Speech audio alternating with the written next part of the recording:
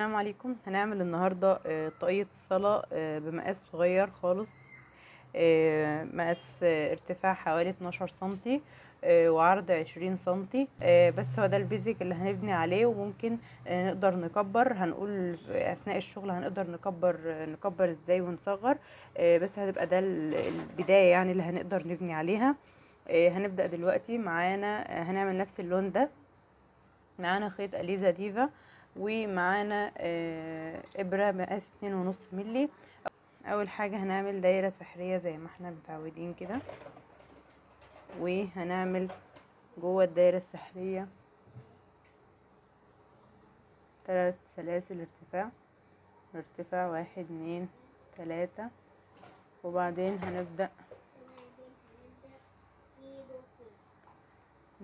هنبدأ نعمل 10 عواميد بلفة. بقى عندنا كده اول سطر مكون من 3 سلاسل ارتفاع و9 عواميد بلفة جنب ال3 سلاسل اللي احنا عملناهم. هنقفل في تالت سلسلة من سلاسل الارتفاع اللي عملناهم بغرزة منزلقة، وهنرتفع 3 سلاسل 3. هننزل نعمل في نفس المكان هنعمل غرزة عمود بلفة وسلسلتين، وعلى الغرزة اللي بعدها على طول من غير ما نفوت سلاسل تحت هنعمل برضو 2 عمود بلفة في نفس المكان وسلسلتين، وفي الغرزة اللي بعدها 2 عمود بلفة بالشكل ده. 2 عمود بلفة وسلسلتين، بعدين 2 عمود بلفة. هنكرر نفس الطريقة في كل لحد نهاية السطر، مش هنفوت تحت خالص. احنا هنا كنا عاملين اول سطر كنا عاملين 10 عواميد بلفة بسلاسل ارتفاع، كانوا معانا 10 عواميد بلفة كده. هنعمل فوقيهم هنتضاعف فوقيهم لحد ما نوصل ل 20 عمود بلفة، بس بين كل عمود والتاني هيبقى فيه سلسلتين بس. هي دي الفكرة، اللي هو يبقى بين كل عمودين هيبقى فيه سلسلتين. هنكمل لنهاية السطر وارجع لكم. هنا وصلنا لنهاية السطر، وبقى السطر التاني شكله. هنقفل برضو، كانت اخر حاجة 2 سلسلة، وبعدين هنقفل بغرزة منزلقة. هنرتفع 3 سلاسل، وفي الغرزة اللي بعدها هنعمل فوق العمود هنعمل عمود بلفة، وفي الفراغ هنعمل عمود بلفة ثم سلسلتين ثم سلسلتين. وفي العمود كل عمود يقابلنا هنعمل فوقيه عمود بلفة واحد بس من غير تزايد، وفي الفراغ هنعمل برضو عمود بلفة واحد بس وسلسلتين.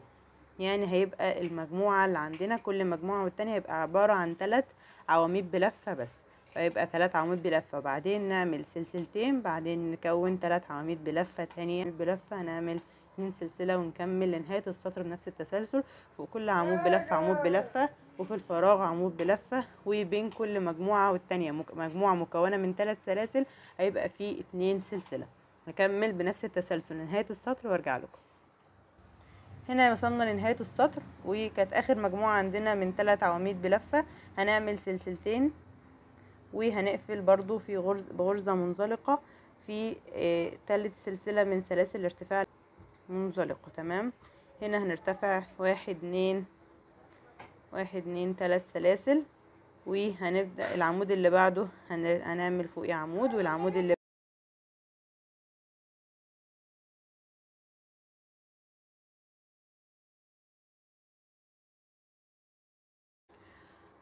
هنا المجموعة هتبقى مكونة من 4 سلاسل.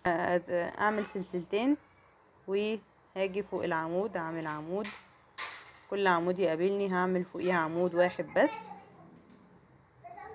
وفي الفراغ برضو عمود واحد.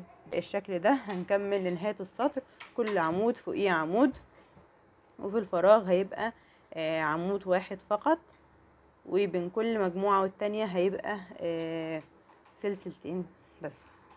تمام. هكمل طبعا لنهاية السطر وارجع لكم. ده السطر الرابع معانا في الطاقية. هنا وصلنا لنهاية السطر الرابع، وكان اخرنا سلسلتين، وهنقفل بمنزلقة زي ما احنا متعودين في تالت سلسلة من سلاسل الارتفاع بدأنا بها السطر، وهنطلع 3 سلاسل ارتفاع لبداية السطر الجديد السطر الخامس. مع بعض. السطر الخامس هيبقى عبارة عن كل عمود بلفة فوقيه عمود، ولكن في اخر عمود هنبدأ نتزايد.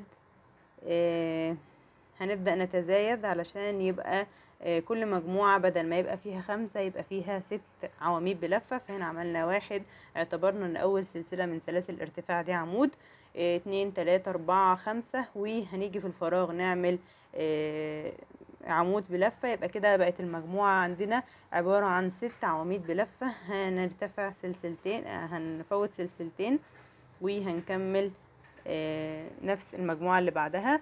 هيبقى هي النظام هنا، الطريقة هنا في السطر الخامس كله كده، فوق كل عمود بلفة عمود بلفة، وفي اخر عمود بلفة في المجموعة قبل الفراغ هيبقى فيها تزايد، 2 تزايد، وفي الفراغ هيبقى فيه عمود بلفة لوحده وسلسلتين.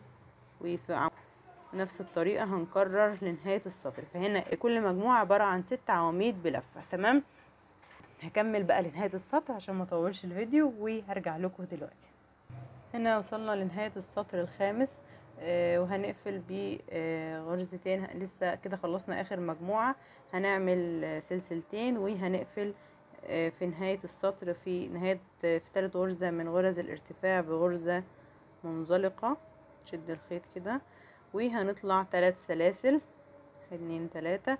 وفكرة السطر السادس هي نفس فكرة السطر الخامس، ان احنا في الغرزة الاخيرة من قبل الفراغ هنتزايد فيها برضو عشان نوصل ان العدد يكون 8 غرز عمود بلفة. هنا عملنا اول غرزة عمود بلفة، دي تاني غرزة عمود بلفة، اعتبرنا ان غرزة الارتفاع هي غرزة عمود بلفة. هنكمل ثالث غرزة، رابع غرزة، خامس غرزة عمود بلفة، وفي الستة هنعمل 6 دبل غرزة عمود بلفة. تزايدنا هنا، عملنا 2 غرزة عمود بلفة بدل واحدة، وهنعمل في الفراغ. فيكون عندنا المجموعة عبارة عن 2 4 6 8 غرز عواميد بلفة. وهنعمل بين كل مجموعة والتانية زي ما احنا متعودين سلسلة عشان نكون الفراغات اللي موجودة قدامنا دي، عشان هي دي اللي هتكون في الاخر شكل الطاقية، تبقى بالشكل ده كده. فاحنا ماشيين عشان تكون شكل الطاقية بالمنظر ده. السطر ده كده بداية السطر السادس، قلنا فكرته. هكمل لنهاية السطر السادس، وقبل ما اقفل السطر هجيبه واقفله معاكم. هنا وصلنا لنهاية السطر السادس وهنقفل. كان اخر حاجة عندنا غرزة العمود بلفة اللي في الفراغ. هنعمل سلسلتين وهنقفل بغرزة منزلقة في سلاسل الارتفاع. عندنا هنا انا هنا خلاص خلصت تزايد. انا هوصل ده الحجم ده المقاس المناسب ليا في التزايد، فهكتفي بالتزايد في السطر ده. لو احنا عايزين نكبر المقاس فهنمشي بنفس التسلسل بتاع السطر الخامس والسادس. هنمشي في الغرزة اللي قبل الفراغ هنتزايد فيها لحد ما نوصل لمحيط الراس اللي احنا عايزينه او المقاس اللي احنا عايزينه للطاقية. انا هنا هكتفي بالتزايد وهبدأ ان انا اتناقص عشان اقفل الطاقية وانزل بيها. زي ما قلنا المقاس صغير جدا، هكتفي بالتزايد بالمنظر ده عشان يجيب لي محيط الراس كده. هكتفي هنا بالسطر السادس. احنا هنا خلاص قفلنا بغرزة منزلقة، هنبدأ نتناقص. هنعمل في الغرزة اللي بعدها برضو غرزة منزلقة وهنرتفع 3 سلاسل. في الغرزة اللي بعدها هنعمل عمود بلفة، في الغرزة اللي بعدها عمود بلفة، هنعمل عمود بلفة. احنا هنا عايزين نتناقص غرزتين بعد ما كانوا 8 غرز، عايزينهم يبقوا 6 غرز. يعني احنا هنا عندنا 8 غرز، هنسيب اول غرزة دي مش هنشتغل فيها، واخر غرزة مش هنشتغل فيها، هنشتغل في المجموعة اللي في النص اللي هم ال6 غرز اللي في النص. وبكده هنكون تناقصنا بس يعني مش هنزود حاجة تانية يعني. فخلاص كده وصلنا 2 4 6، كده وصلنا ل6 غرز عمود بلفة. مش هنشتغل في الغرزة الأخيرة، خلاص هنعمل لها هنفوتها وهنعمل سلسلتين. هنيجي في الفراغ وهنشتغل سلسلة غرزة عمود بلفة وهنعمل سلسلتين ونبدأ نفوت أول غرزة ونشتغل في الغرزة اللي بعدها.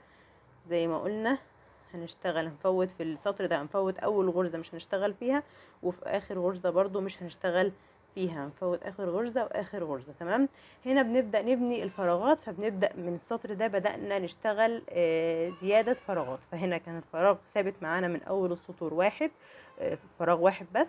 في السطر ده بقى فراغين. تمام، فراغات لحد ما نوصل ان احنا يبقى كل الشغل عندنا فراغات زي ده، فراغات بس مش هيبقى فيه اي مجموعات جنب بعضها، هيبقى كله فراغات. هو ده اللي هننزل بيه لنهايه الايه الطاقيه. تمام.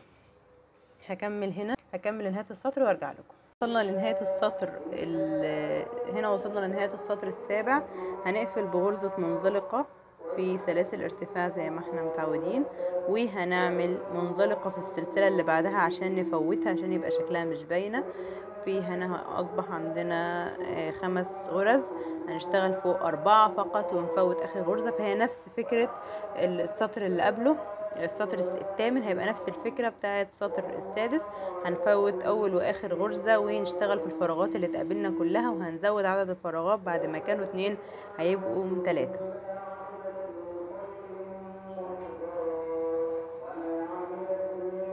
تمام. هنا بقى 4 غرز. هكمل هنا بالمنظر ده. هنا عملنا 4 غرز، هنعمل سلسلتين وهنشتغل في الفراغ اللي يقابلنا. اول فراغ يقابلنا هنشتغل فيه عمود بلفة، وبعدين سلسلتين، وبعدين عمود بلفة في الفراغ اللي بعده. بنشتغل في الفراغات بس، وهنعمل عمود بلفة ونفوت اول غرزة سلسلة. مش هنشتغل فيها اول غرزة عمود بلفة، سوري، وهنشتغل في غرزة العمود بلفة التانية بس. هنا اصبح من 2 فراغ بقوا 3 فراغ، فبدأنا نزود الفراغات وبدأنا ننقص في نفس الوقت شغل العواميد بلفة. الشغل في العواميد بلفة هنبدأ نقلله. فهنا هي نفس فكرة السطر اللي فات، ولكن هنا بنزود فراغات وبنقلل. بعد ما كانوا 6 بقوا هيبقوا 4. هنا وصلنا لنهاية السطر الثامن. هنرتفع برضو، هنعمل بنفس اللي احنا عملناه في السطر اللي فات واللي قبله. هنفوت اول غرزة ونعمل في اللي بعدها برضو منزلقة، وهنرتفع 3 سلاسل، وهنعمل غرزة عمود بلفة. الاربع غرز عواميد بقوا عمودين فقط بلفة. تمام. هنعمل سلسلتين، وفي الفراغ هنعمل عمود بلفة، ثم سلسلتين وعمود بلفة في الفراغ اللي يقابلنا، وهكذا سلسلتين، عمود بلفة، سلسلتين، وهنفوت اول غرزة مش هنشتغل فيها، وهنشتغل في اللي بعدها عمود بلفة فقط، ثم عمود بلفة برضو فقط، وبعدين نكمل. يبقى هنا اصبح عندنا 2 عمود بلفة بس. هنكمل بنفس النظام، غرز سلسلتين، وفي الفراغات اي فراغ يقابلنا هنعمل فيه عمود بلفة، سلسلتين، عمود بلفة داخل الفراغ عشان نبدأ نزود عدد الفراغات بلفة. فالسطر التاسع والعاشر زي ما هو احنا عاملينه كده، الاتنين زي بعض. ده السطر التاسع اهو بالمنظر ده. كان هنا الاربع عواميد بلفة في السطر الثامن، التاسع اصبح عمودين بلفة، والعاشر برضو عمودين بلفة فوقيهم. وهيبقى فوق كل فراغ الاختلاف بس بين التاسع والعاشر ان الفراغات هتزيد شوية، بس ده عادي. هو كده كده يعني هيتكون واحنا اصلا ماشيين تلقائي، يعني هيبقى موجود. السطر التاسع والعاشر بنفس الطريقه اللي انا وريتها لكم دي. فوق العواميد بلفه هعمل عمودين بلفه، وفوق كل فراغ هعمل فراغ وسلسلتين لنهايه السطر، وهعمل السطر العاشر بنفس الطريقه، وهرجع لكم تاني عشان نشوف بعد كده هنعمل ايه. هنا وصلت لنهايه السطر العاشر بالمنظر ده. هنا عدد الفراغات زاد، وهنا من اول هنا بقى هبدأ نعمل فراغات. هيبقى السطور الجاية كلها عبارة عن فراغات بس من غير مجاميع عواميد بلفة. هنعمل ارتفاع، هنرتفع 1 2 3 اللي هما العمود، كأن ده عمود بلفة عاملينه، وبينه سلسلتين زيادة، كأن هنبدأ نعمل هنا اول عمود بلفة. تمام. فارتفعنا ب5 سلاسل، وهم عبارة عن أول عمود بلفة كأن أول 3 سلاسل عمود بلفة، وسلسلتين كأنها فرق بين أول عمود بلفة والعمود بلفة اللي بعده. وهنبدأ نشتغل بنفس الطريقة في كل السطر، وفي السطور الجاية برضو نفس الطريقة. هيبقى شغلنا بس هيبقى في الفراغات سلسلتين عمود بلفة في الفراغ، سلسلتين عمود بلفة في الفراغ اللي هابلنا، وهكذا بنفس الطريقة كده. سلسلتين، سلسلتين. هنا عندنا العمودين بلفة اللي احنا كنا عاملينهم السطر اللي فات، هنفوتهم ونعمل في الفراغ اللي بعدهم عمود بلفة. تمام. سلسلتين، عمود بلفة، بس يعني ده كل الشغل اللي هيفضل بقى معانا لحد هنعمل بقى عدد من السطور بالمنظر ده. هنبدأ لاخر السطر بس كده. هنعمل بقى عدد من السطور هنا. خلاص كده شكل الطاقية كده. ده كده ده الطاقية. ده ان اول سطر هنعمل، انا هعمل سطر، بعمل فوق السطر ده، يعني بعمل سطر ده كمان بنفس الطريقة، وبعمل 5 سطور زيه كمان. يعني بيبقى المجموع بعد 10 سطور بيبقى عليهم 6 سطور، يعني بيبقوا 16 سطر، اللي هو الشكل ده كده في النهاية. فبيبقى هنا بعد العمودين بلف اخر حاجة عملنا حوالي 6 سطور، اللي هو الشغل كله زي ما انتم شايفين. كانت طريقة الطاقية معانا طاقية الصلة بالمقاس الصغير. طبعا الخيوط محتاجة ان هي تتنضف، فلسه هنضفها. ده كده شكل الطاقية بيبقى بالمنظر ده كده معانا، بيبقى كده. بس كده ده كان فيديو النهارده. لو عجبكم الفيديو متنسوش تعملوا لايك وتقولوا لي في الكومنتات حابين نعمل مشاريع ايه جايه الفتره الجايه. مع السلامه.